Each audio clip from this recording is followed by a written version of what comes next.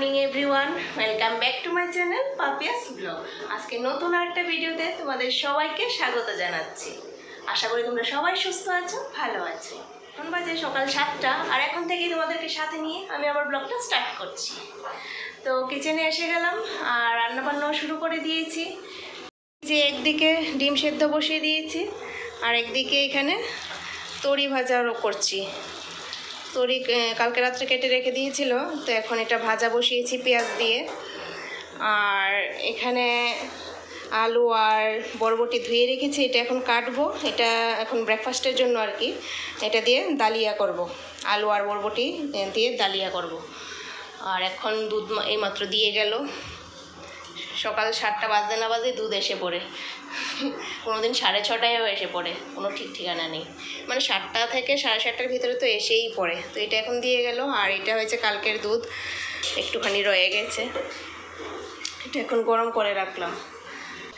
তো চলো ঝটপট আগে রান্নাবান্নাটা শেষ করি। আর সবজিটা আগে কাটতে হবে, সবজিটা আগে ঝটপট কেটে নিই, কেটে ডালিয়াটা আগে বসাই।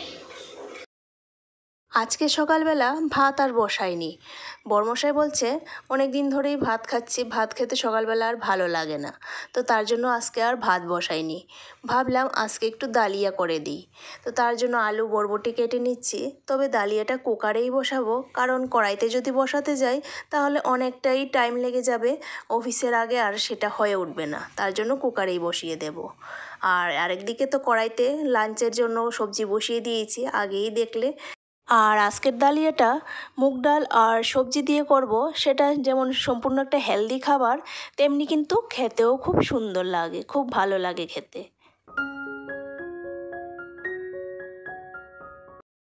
ডালিয়া বসিয়ে দিলাম সবজি কেটে, আর একটু ফোড়নে দিয়েছি, একটু পাঁচফোড়ন, এলাচ আর দারচিনি একটু ফোড়নে দিলাম। ফোড়নে দিয়ে ডালিয়া, ডাল আর সবজিটা একসঙ্গে একটু ভেজে নিচ্ছি। একটু নুন হলুদ দিয়েছি, আর দিয়েছি একটু আদা, আর কিছু দিইনি মশলাপাতি। বাস এগুলি দিয়ে এটা একটু ভেজে নিচ্ছি, হালকা একটু ভেজে তারপর জল দিয়ে দেব। ভাজা হয়ে গেছে, এই যে ভাজা হয়ে গেছে। আর জলটা দিয়ে দিই।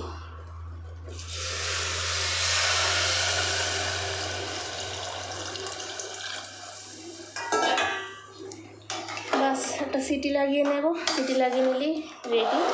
একটা না, দুটো সিটি লাগাতে হবে, সবজি দিয়েছি তো। সবজিটা নয়তো সেদ্ধ হবে না। দুটো সিটি লাগিয়ে নামিয়ে নেব।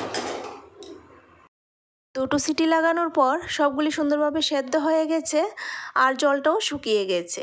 এবার ওপর থেকে 1 চামচ ঘি দিয়ে দিলাম, সাথে দিয়ে দিলাম একটা ডিম সিদ্ধ। ব্যাস হাজব্যান্ডের ব্রেকফাস্ট রেডি হয়ে গেল। হাজব্যান্ডকে ব্রেকফাস্টটা দিয়ে এসে আগে ভাতটা বসিয়ে দিলাম, যেহেতু চুলাটা খালি আছে তার জন্য। আর মনে থাকতে থাকতে ভাতটা বসিয়ে দিয়েছি, কারণ অনেক সময় কি হয়, সব কিছু রান্না হয়ে যায়, ভাতটা রান্না হয় না। পরে করব বলে ভেবে রেখে দিই, পরে আর মনে থাকে না। তার জন্য ভাবলাম যে এখন মনে আছে যেহেতু, আর চুলাও খালি আছে, তার জন্য ভাতটা বসিয়ে দিলাম আগে। তো ভাতটা বসিয়ে দিয়ে এখন ওর জন্য লাঞ্চে যে নিয়ে যাবে রুটি, সেটার জন্য আটা মেখে নিচ্ছি। তবে শুধু ওর জন্যই করব, আমাদের জন্য আর করব না, কারণ ডালিয়া তো করেছি, তার জন্য আর কি আমাদের জন্য আর রুটি করব না, আমরা তো ডালিয়াই খাবো। শুধু ওর অফিসে নিয়ে যাওয়ার জন্যই রুটিটা করে নেব। তো এদিকে ওর অফিসের জন্য লাঞ্চ বক্সও রেডি করে নিয়েছি। দিয়ে দিলাম এক বাটিতে দই, আর একটা বাটিতে এই তরির সবজিটা, আর একটা বাটিতে রুটি। বাস লাঞ্চ বক্সও রেডি। তো চলো ওকে আগে দিয়ে আসি।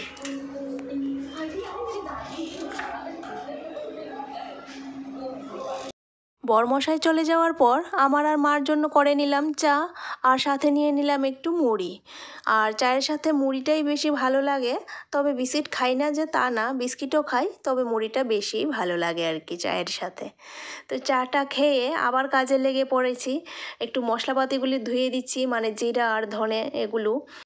আমি রান্নার জন্য বাজারের যে গুঁড়া মশলা পাওয়া যায়, জিরে ধনে, এগুলি ইউজ করি না। এই গোটা জিরে ধনে এগুলি এনে ধুয়ে শুকিয়ে তারপর পাউডার বানিয়ে সবজিতে ইউজ করি। মাসে একবার এই মশলাগুলি এনে শুকিয়ে তারপর পাউডার বানিয়ে রেখে দিলে পুরো মাসটা কিন্তু সুন্দরভাবে চলে যায়। আর এখন যা গরম, এই গরমের মধ্যে ঘন্টা দুয়েক সময় লাগবে এই মশলাপাতিগুলি শুকিয়ে যেতে। তবে কবুতরের জন্য বেলকুনিতে তো শুকাবো, তো কবুতরের জন্য কিন্তু ভীষণ মুশকিল হয়ে যায়। কতটুকু পরপর গিয়ে চেক করতে হয় যে কবুতর আসছে কি না। আর একটু সময় এই যে বেলকুনিতে দেব, দিয়ে ঘন্টা দুয়েক পরে ঘরে নিয়ে আসবো, কারণ বেশিক্ষণ সময় লাগবে না এগুলি শুকাতে, প্রচণ্ড হিট বাইরে। আর এই গরমে বাইরে থাকা তো দূরের কথা, ঘরের মধ্যেও থাকা যাচ্ছে না। ঘরের সমস্ত ফার্নিচার, ফ্লোর, এগুলি সব কিছুই যেন গরম হয়ে রয়েছে। খালি পায়ে তো ফ্লোরের মধ্যে পাই রাখা যাচ্ছে না, ঘরের ফ্লোরও পর্যন্ত খুব গরম হয়ে রয়েছে। তো এদিকে মশলাপাতিগুলি রোদ্রে দিয়ে চলে আসলাম ফ্রিজটা মুছতে। আর ফ্রিজের ভিতরটা একটু নোংরা হয়ে গেছিলো, কারণ কালকে একটু দুধ পড়ে গেছিলো ভিতরে। তো দুধটা পরে একটু শুকিয়েও গেছে, কালকে তো আর সঙ্গে সঙ্গে মোছা হয়নি। তো আজকেই সমস্তটা ফ্রিজ ভিতরটা আর কি, ভিতরের সমস্ত ফ্রিজের ভিতরটা ভালো করে মুছে নিয়েছি। আর এই যে লেবুগুলো এনেছিল যে বাজার থেকে, এগুলিও প্যাকেট থেকে আর খোলা হয়নি, তো এগুলি আজকে ভাবলাম যে কটু ভরে রেখে দিই।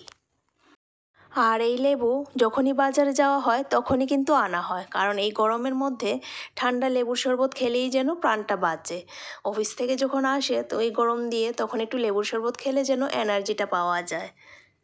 তো এদিকে আমার ফ্রিজের ভিতরটা ভালোভাবে পরিষ্কার করা হয়ে গেছে।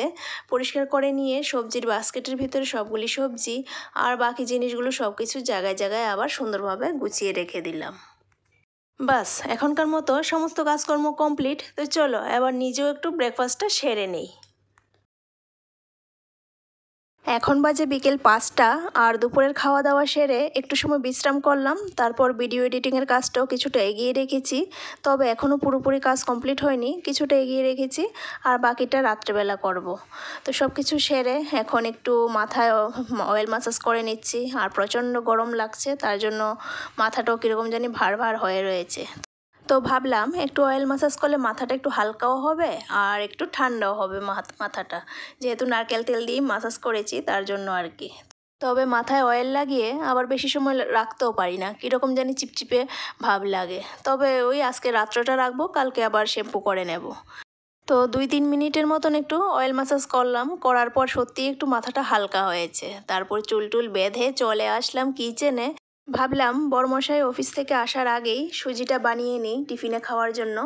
তো সুজি বানাতে বানাতেই ও এসে গেছে। তো যাই হোক, ও অফিস থেকে এসে ফ্রেশ হয়ে আসতে আসতে এদিকে আমার সুজিও রেডি হয়ে গেছে। এখন সবার জন্য নিয়ে নিলাম বাটিতে সুজি। তো চলো এখন বিকালের খাবারটা খেয়ে নিই। বিকালের টিফিন করে একটু সময় টিভি দেখলাম, টিভি দেখে তারপর চলে আসলাম আবার কিচেনে, কারণ রাত্রের খাবারের ব্যবস্থা করতে হবে। আর রাত্রের খাবারে একটু বেগুন ভাজা করলেই চলে যাবে, কারণ দুপুরে যে ডাল রান্না করেছিলাম সেই ডাল রয়ে গেছে। আর এখন তার ডালের সঙ্গে একটু বেগুন ভাজা করলেই ডিনারটা হয়ে যাবে। কারণ যা গরম পড়েছে, এই গরমের মধ্যে বেশি কিছু খেতেও ইচ্ছে করে না। ডালের সাথে একটু ভাজা হলেই মানে হয়ে যায়, আর এত কিছু লাগেও না। আর রাতের খাবারে তো এত পঞ্চব্যঞ্জনেরও প্রয়োজন পড়ে না। তো এদিকে বেগুন কাটা হয়ে গেছে, এখন নুন হলুদ মাখিয়ে বেগুন ভাজাটা করে নেব। বেগুন ভাজা করেই তারপর ডিনারটা সেরে নেব।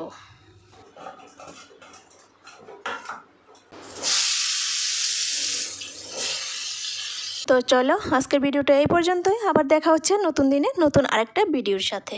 আর আজকের ভিডিওটা কীরকম লেগেছে তা কমেন্টে অবশ্যই জানিও। ভালো লাগলে প্লিজ একটা লাইক করো আর সাবস্ক্রাইব করো আমার চ্যানেলটার পাশে থেকো। তাহলে ফিরে আসছি আবার নতুন দিনে নতুন আরেকটা ভিডিওর সাথে। Tata, thank you for watching.